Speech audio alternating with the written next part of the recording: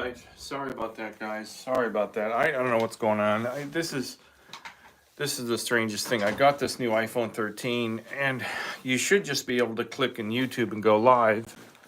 And I did, and it wasn't using this microphone on the YouTube, on the iPhone. It was using my Bluetooth through my Mac Minis for some reason. So, can you hear me? Can people hear me now? You can hear me now. All right. We're all good and rolling. So I will start all over again since none of you could hear me before. I'm about that. So to start off, I am broadcasting live because for some reason in this bizarro world that we live in, YouTube wants me to broadcast live because this app on my phone defaults to vertical. So I guess it gets better views or something. Who knows? And it's probably better to look at so people don't have to mess with their phones and stuff like that. So today I'm greeting each of you from sunny Cleveland, Ohio. Earlier today I was online broadcasting live, but the broadcast was choppy, and I've got our new phone holder that is on the dashboard of my car, and it gets direct sunlight. Anytime the cell phone gets hit with direct sunlight and I'm broadcasting, it overheats and shuts off.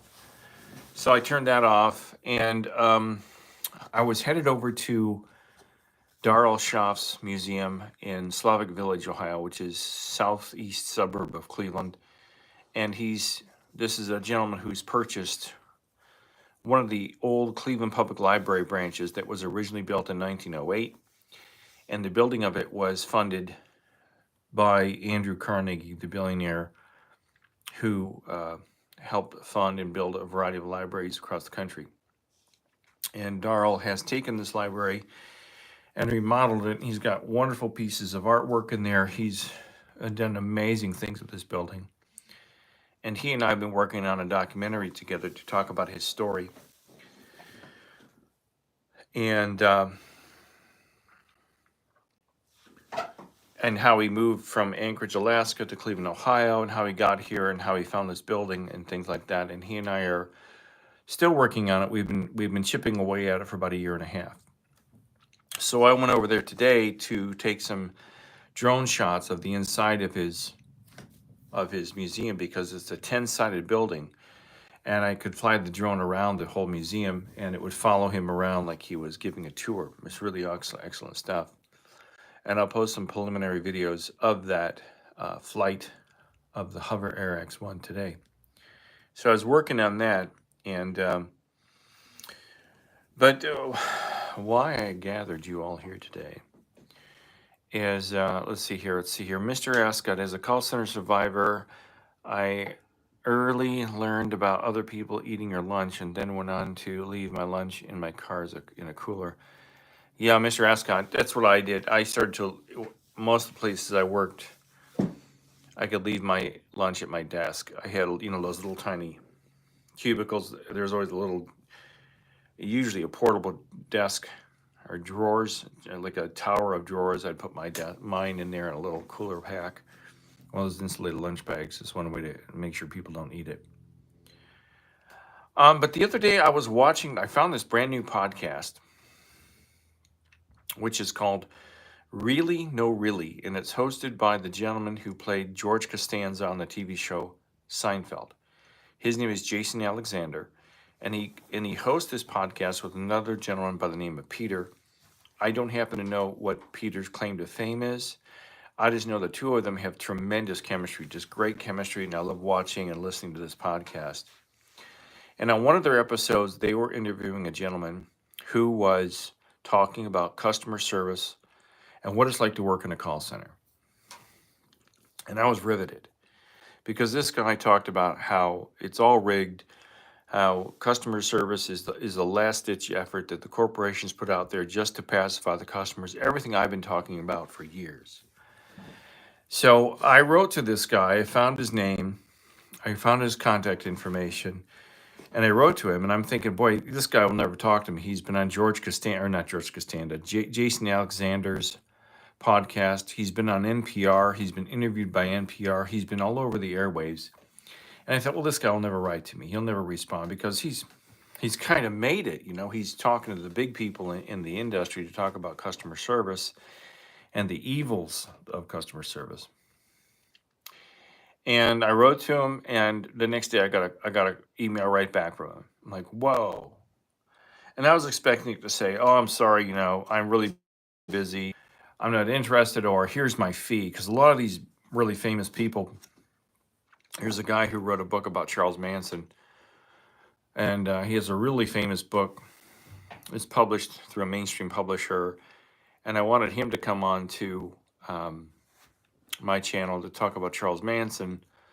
But he said, my fee is $500. And I was like, well, lots of luck, Charlie, because I don't have $500 to give you. I don't care how good your book is.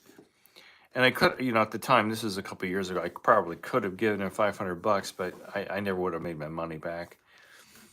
And he's a fascinating interview. But anyway, so this gentleman who was working with customer service was very generous in his email. And he said, I checked out your channel. I love it. Let's talk. It was that quick and that simple. His name is Amos Tenma.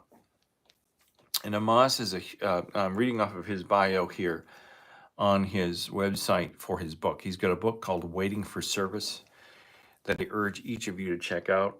Excuse me there. My nose is a bit ticklish.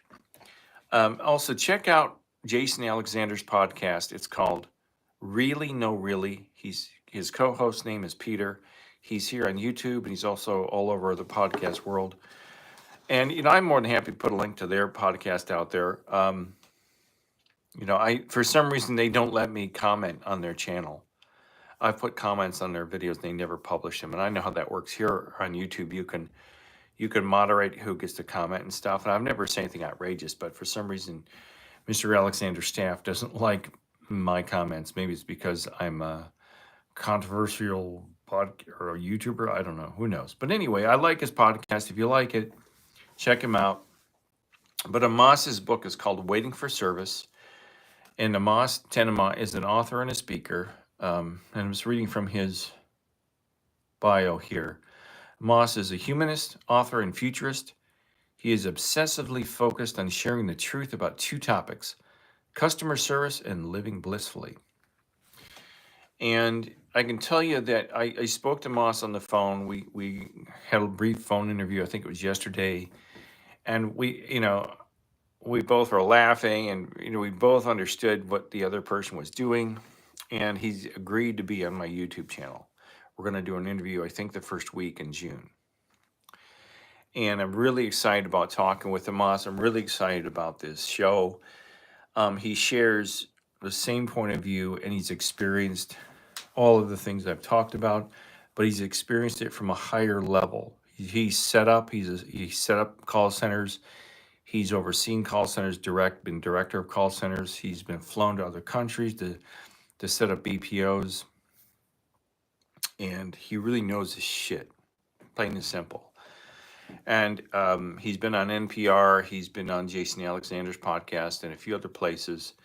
And I'm going to put a link to his book and to his profiles on here. You can find him on YouTube, LinkedIn, Instagram, Facebook, and Twitter, now X.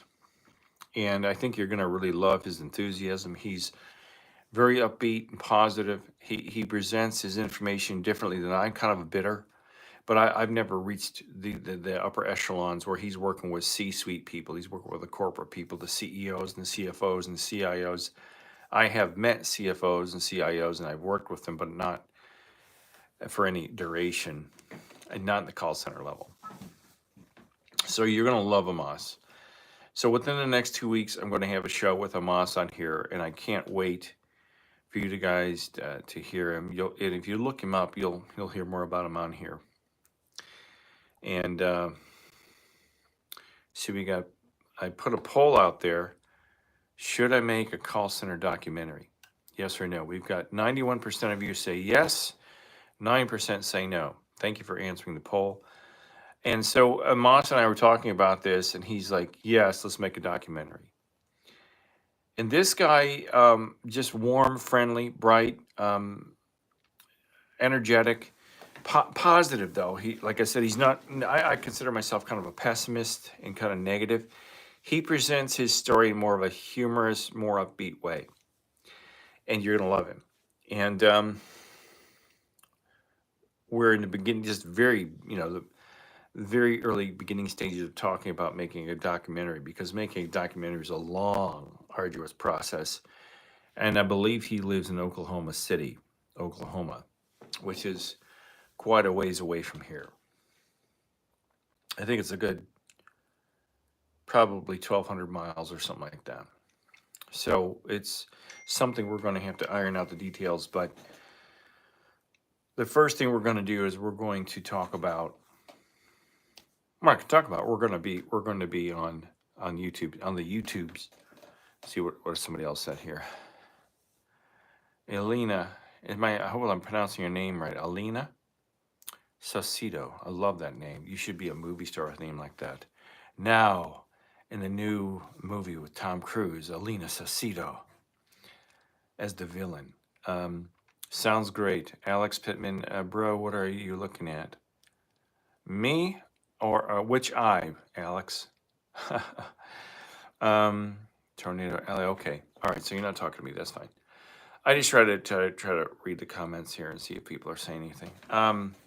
So that's coming up, and I like to do the live stuff because I can kind of just spitball it and kind of shoot from the hip and say what I want to say here and talk to all of you and kind of communicate, because it's nice to talk to each of you live as opposed to in post, because in post I think I miss a lot of comments. They get buried or I don't always see them. It depends on the day and stuff like that. Let me turn this stuff off again. And lots of buttons and things to push. So what you'll love about Amos is he has seen and heard it all. He's dealt with the chief officers, the C-suite people.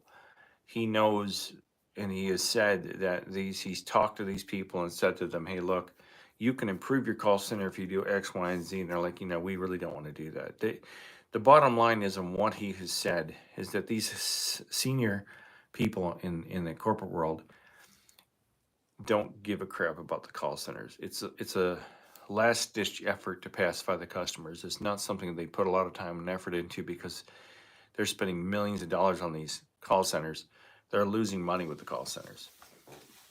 So everything that I was guessing about from my own experiences in a variety of call centers in a variety of industries in several different states has turned out to be true. And he's going to justify what I've been saying, and you're really going to like him. So we'll get this on here next couple of weeks. And I'm trying to think what else is going on. Trying to see here. Look at what I've been up to here. I might be making a promotional video.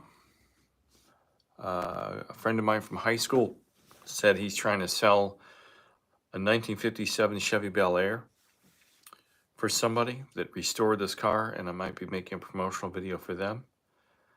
That's up in the air right now. I'm working on the documentary with Darrell Schaff. And so what else I got on here?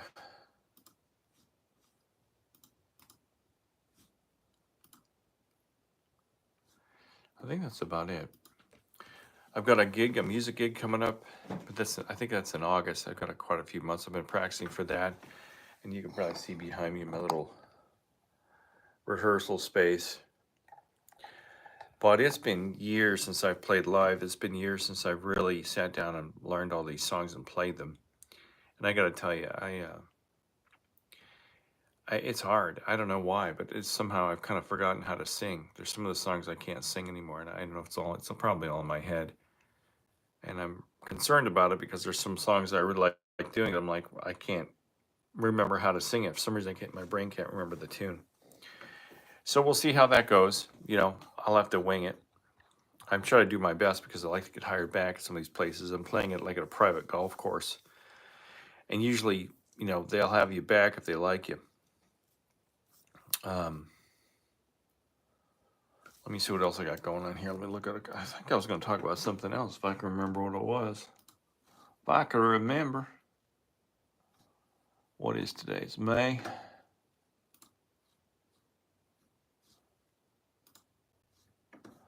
May 23rd.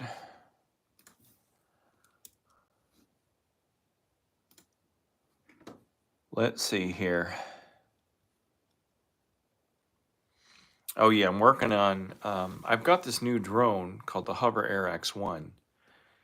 And I went over to Darrell's museum to get some interior drone footage of his museum because he's got these magnificent 30-foot ceilings. There's a big rotunda in the center with a sculpture, a sculpture in the center made out of old stripper poles. This is the coolest thing. And so he and I were trying to figure out the logistics of filming his museum and how to get these drone shots. But I'm working on making a demo of how to operate the Hover Air X1. It's an amazing little drone. I don't have it here with me. I think it's out in the kitchen. Just an amazing drone. And basically it launches from your hand and then it follows you around. It's kind of like a flying selfie stick. You can fly it manually with your phone, but it's kind of awkward. It's kind of an awkward process. Let's see, who do we got here? Abby Fernandez, thank you for your videos. PTPOP, I was just rejected from a company after doing the whole training and tomfoolery. Your videos make me feel better and give me hope. Abby, I'm sorry to hear that. Was it a call center job? But I've been through that. I just went through that with Channel 5, the ABC affiliate here in Cleveland, WEWS. They drugged me through interview upon interview for 2 months. Then their final step of the interview process was to edit a video, edit 4 videos for a news broadcast with absolutely no guidance, and they declined me after I submitted my final product. It was very disheartening, so I know what you're going through. Amanda, hello Pete, hope you're doing well. I'm working hard to get out of my own situation, a call center hell. I've decided I'm tired of talking, complaining about it. Just take a leap of faith. Hi Amanda, thanks for watching. Don't leap before you have another job. Trust me, I don't know how old you are, but what my wife and I have found, we're in our 50s, and it's extremely hard to find a job today. It's very hard. The job market is broken. It's absolutely shattered out there. And there are people out there interviewing you that have no idea what they're doing. People that are creating ghost jobs, jobs that aren't real. They're all over Indeed and Glassdoor and Monster. There's jobs at the school I went to college for, Ohio University. They're posting jobs on Indeed, and you go and click on them, and they're saying, sorry, only Ohio University employees are allowed to apply. I would heavily advise, Amanda, to get your resume updated and find a job before you leave. Make sure you have another boat to go to, another ship to land on, unless you're living with a partner or a spouse or a friend that can help support you. Because right now it's awful. And what I found at our age, I didn't know this. I never paid attention to healthcare costs. And right now we're paying for Cobra. My wife's health insurance is being extended through Cobra. I'm not going to go into that, but it's extremely expensive. But even if we were to try to get healthcare through Blue Cross Blue Shield or Obamacare, because we're older and we're a higher risk, it's just as expensive to be independently insured, separate from Cobra. It's almost an even swap. So it's crazy out there. So try your best to hang on to what you have as long as you can until you find something else.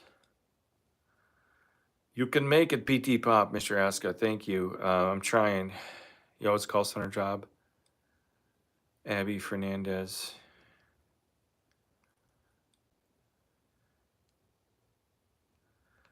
I don't know if this is directed to me. Eldon says, oh my God, I bumped into you. I was remembering you last week. I moved down from call centers and now work with my cousin in an account, and I feel freedom. All thanks to you. Yeah, thanks. I don't know what you mean you bumped into me. Did we meet each other somewhere? I might, maybe, I don't know. But if I help you, that's great.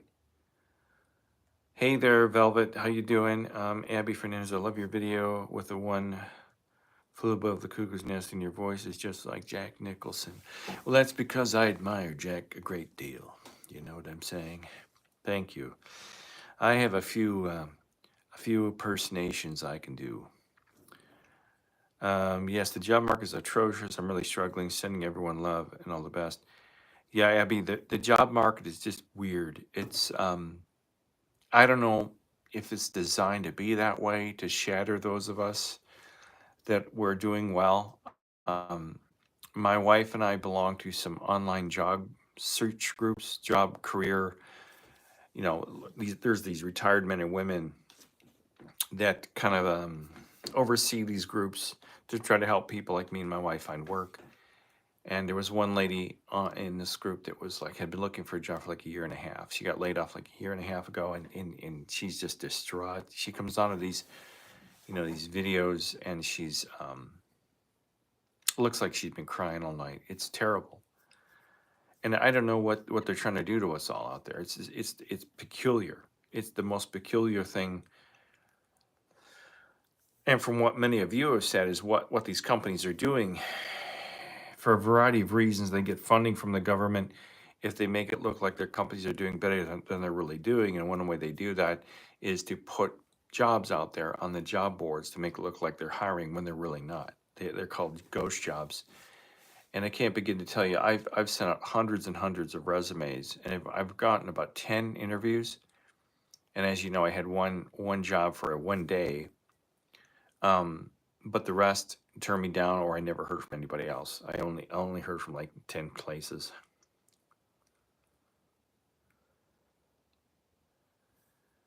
Oh, Amanda, you're in your 50s as well. I watched tons of videos on the subject. I know how hard it will be. Yeah, I understand that, Amanda. I've done it. I mean, it's horrible. It's a horrible work environment, and your mental health is worth more than being beaten up every day by the supervisors in that system and those horrible customers. Um, One thing that I'm probably make a separate video about is like when I was in high school, I wasn't a popular kid, but I hung out with some of the popular kids, and I was somewhat athletic. I played football for a couple of years until the end of my freshman year, and I was on track for um, junior and senior year. And the teachers liked me, and I always got praise, and I felt good about myself when I graduated. I graduated with like a 3.2 or something like that, and I had a good GPA, and I had friends, and I felt good. And I went out into college, and that kind of all disappeared because in college you're just a number. And then when I got in the real world, it was completely different. Like, especially when I got into call centers. When I got into call centers, that was the first time in my life ever that I'd ever been disciplined or written up or talked bad about or taken to HR. And when I was younger, like in my 20s, I was not rebellious at all. I didn't speak up like this. I didn't speak my mind. I had low self-esteem. I had no self-confidence. And um, it was really awful when I started getting hit in the face with reality of the call center. And it ruined my mental health. It really shook my self-confidence. Everything was bad. Hold on a second, guys.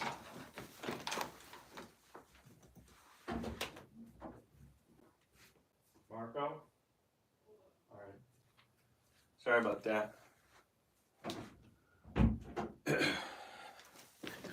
So what you're saying, Amanda? Yeah, it's it's bad. Have I considered doing more videos on this topic? You mean on the job market, Amanda? Yeah, I could. I mean, if you could only see the people our age that can't find work because we're considered too old. I understand that there's an insurance problem with it because there's a high risk in hiring people like us because we could get sick and we could drop dead, I guess, in the job. I don't know. But I can't begin to tell you all the young people I've worked with over my life. There was a guy named Jeff I worked with at a call center that he'd come in stoned. In this wasn't he wasn't in a call center. We were circuit designers for XO Communications. And he was a massive drinker and a stoner, and he would come in just reeking of booze, and he'd pass out at his desk in the morning. And this wasn't a call center. This was just a regular office environment, and everybody loved him. But he was just fresh out of college. He was like 24 years old or 22 years old, something like that. And nothing against young people. I was young once, believe it or not, and I used to party, and I used to drink and chase girls and all that stuff. And when you're in your 18 to like 30, that's what you do. You hang out with your buddies, and you go to the bars, and you try to get laid. And some guys are more focused on their careers. Most of the guys I know weren't. We were just like, hey man, let's go to the bar tonight and get wasted and look at some chicks. And it's kind of a tightrope for these corporations, but they're willing to invest in the young guy or gal that's easy to manipulate and brainwash. So yeah, I guess I could talk about that. I'm already talking about it. I'm not a big fan of the corporate world. I mean, YouTube is corporate. I have some leeway with what I can say, but I have to live by their rules. Hale Wojcicki, the former CEO of, I don't know who the new CEO is of YouTube. I'm not a fan. If I could find a way to make real money at this, I would do it. Carol, you're watching from Romania. Wow, thank you. That's great. Isn't this great? Isn't the internet amazing that you can talk to people from around the globe? You couldn't do this 20 years ago. I mean, you kind of could. It wasn't quite as advanced as it is now. So, hi, Carol. Thank you for joining. Amanda asked, have I thought of doing more videos on this topic? I already answered that. Yeah, I'll do something like that. Yeah, welcome to adulthood. It sucks. I mean, I think the thing about adulthood isn't that adulthood sucks. I mean, I have my health issues, but the thing that makes adulthood suck are people. It's not the weather, it's not the tornadoes or the hurricanes or the earthquakes and things like that, or the random bug or flu you get. People, as you get older, seem to go out of the way to make your life terrible. And I don't understand that. I mean, out of all the people I have met here on YouTube, I've interviewed a variety of people on here, and they were gracious enough to come on my show, but they did nothing to promote me or to reciprocate. But there's one guy, out of all the people I've met, there's one guy named Mike Williams who has this channel called Sage of Quay. And he's Paul is dead, Paul McCartney is dead, a believer, and he's a great guy. He's somebody who has helped me tremendously with my channel, and he has not hesitated once to try to assist me or be on my show or promote me. But other than that, there's one of the guy I just met, Amos. He's been very gracious and open to talking with me. But out of hundreds of people I've talked to and contacted, like most everybody else is just like, oh, thanks for the free promotion. See ya. Most people just want to make your life miserable, and I think that's one of the worst parts about being an adult is people are out for themselves.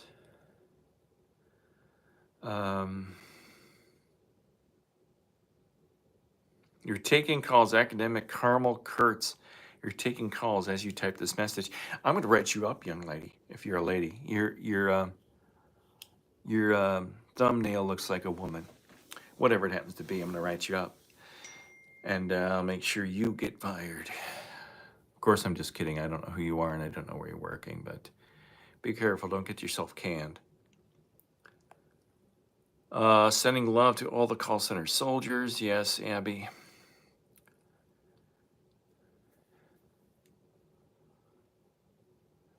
One thing that stands out to me about call centers is watching someone having a seizure on a call fall, and we are told to work. Yeah. Oh, yeah, I've seen that. At Verizon,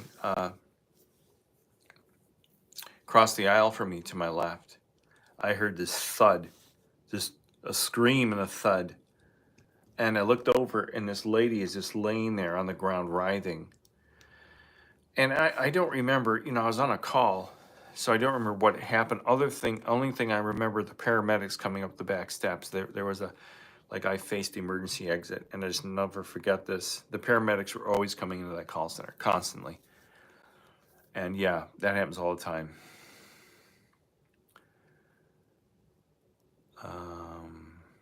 Carol, and I'm new to reading these comments, so Carol, I don't know if you're addressing this to me, but no, I've never been a team lead. No, I'm lucky that like the longest call center I was ever in was Wells Fargo. I think I was there for 4 years, but I was a sales rep, and I did pretty well in sales. But I also I had a friend there that was from Cleveland, so I was kind of nepotism in a way. He wasn't somebody I knew before I started, but we both, Wells Fargo call center was in Phoenix, and we both found out we were both from Cleveland, so he kind of took me under his wing, so I kind of had an in a way, but I hated it nonetheless. Yeah, crazy Cincy guy. Oh, you from Cincy? Yeah, someone could die. Yeah, it's not a joke. People drop all the time in these call centers, and you're not allowed to do anything. People fortunately have a heart and get off the phone and say, go help somebody.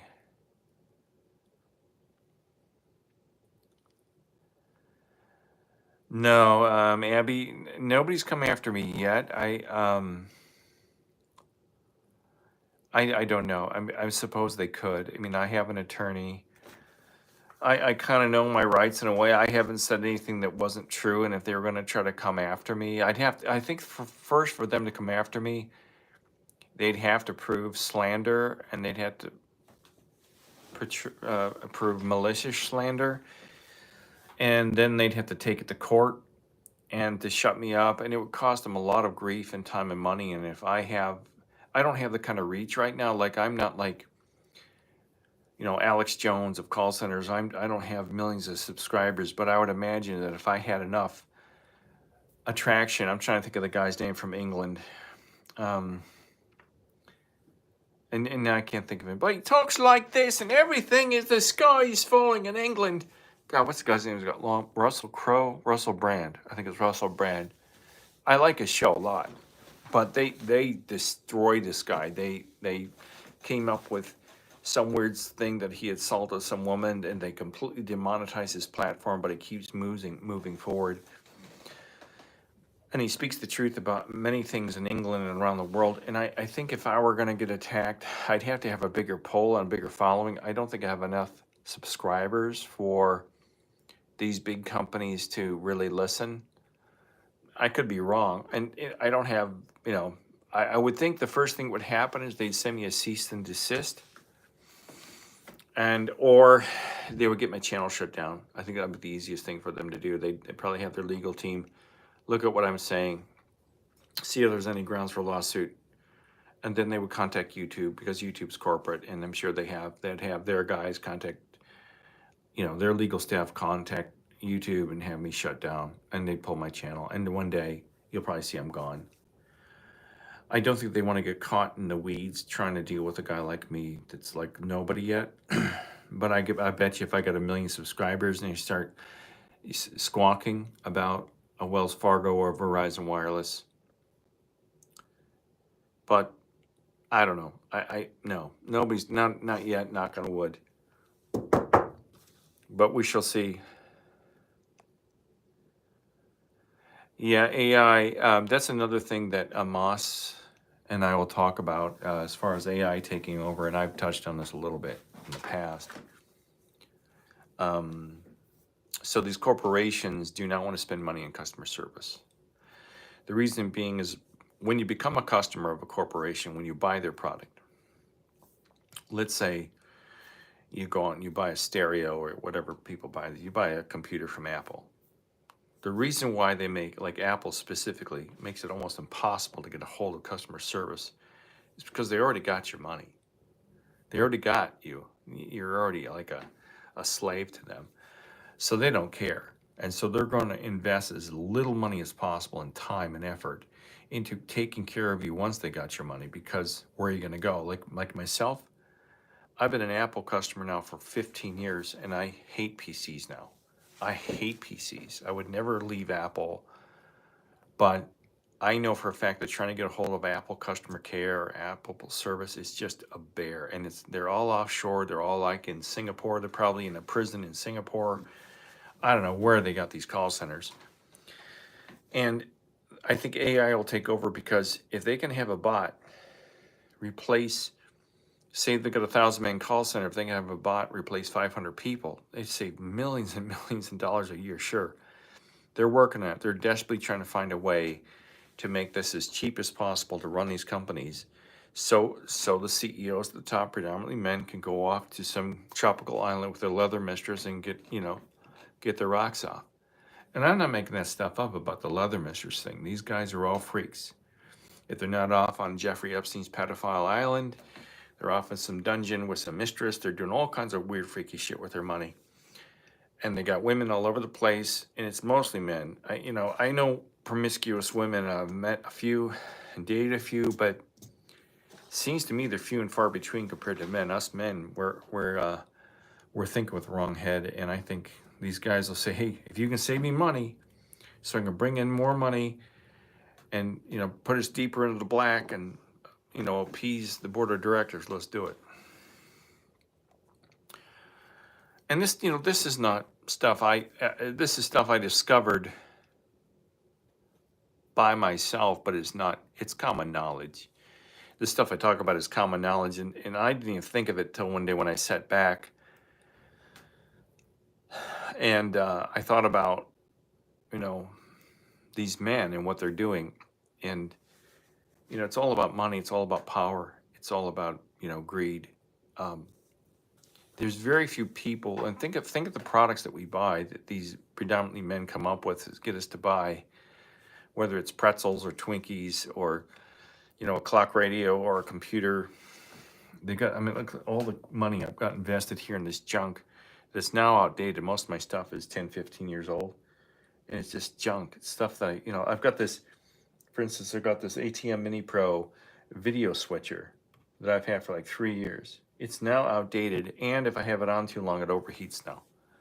For some reason now it just overheats. No reason given. The thing freezes up and overheats, and it's just junk. And I bought it because I thought I'd use it a lot. I do use it, but I don't really need it.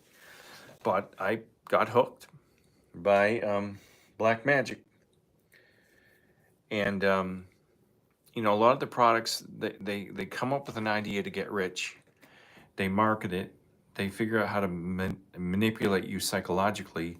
They get you to buy it. They collect their money, and then they usually sell the company to some other company, or Procter and Gamble or somebody else. And we're stuck sitting here with big fat bellies and stuff because we've had one too many Cheetos and stuff. It's all garbage we don't need. Let's see here. Crazy Cincy guy. The last call center I was working at was using call miner software that was AI powered to help them QA calls, looking for keywords and tone, etc. on a call. So OFC, they'd find one you failed. Oh yeah. I don't know how they did it when I was on the phone at Verizon, but at Verizon I was taking 80 calls a day. And they always found the call I screwed up somehow. I don't think they had that kind of software back then, because this is 15 years ago. I was with Verizon, and they always somehow found a call I screwed up, and I never knew how they did it back then. And I remember saying to my supervisor, I said, "You mean out of the thousands calls I took last month, you somehow happened to find this one call?" He was like, "Wait," he was a zippity bebop guy. "Well, you got to know your stuff when you're on the call with a customer. Oh God, what an asshole that guy was." And that call center closed, and I hope he lost his job. He probably didn't. Because this will sound bad, but he was black and he had seniority. So they probably kept him. They probably transferred him to another call center. He was terrible. Oh, he was never there. He was always on golf outings because he had seniority. He had been with Verizon like 15 years. And every chance this guy took, he went golfing.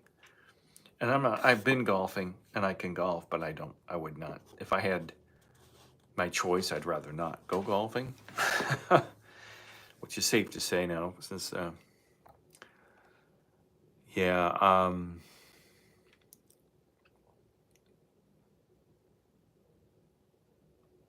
Abby, I don't know if I'm safe or not. They could come after me. I don't know. But I don't want them to. But you know, what I speak is the truth. This isn't slander. This is the truth. And you know, I don't have documentation of what these companies do, but it's more than common knowledge that these companies put bare bones into their customer service departments. It's all smoke and mirrors. It's all designed to make it look like they care about the customer. What they care about is the customer's money. And they'll say, "Oh, no, no, no, no, that's not true. That's not true at all. How dare you say that about our fine company? We are here to service the customer because the customer's always right." No, the customer is what's putting money in your pocket so you can go off on a cruise with your mistress. So I've been on here a lot longer than I had anticipated. To see if my poll is, should I make a call center documentary? The poll now says 92% yes, 8% no. So I appreciate all the input there. So there, everybody, I am going to sign off today, and thank you all for watching. And keep an eye out for my video about my Hover Air X1, along with my interview with Amos Tenma, a great author and speaker. I'll put a link here later this evening, put a link into his book, and his YouTube videos. And you'll see some demonstration of videos I did of my friend Darrell Schaff and his museum. And I hope I answered everybody's questions here. See who else is on here. Eileen is from Utah.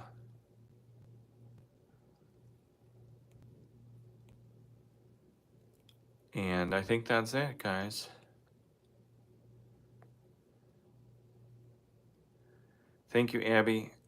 Thanks to everybody. Thanks, Amanda. Thanks for everybody for watching today. And take care. I love you all. All right, bye.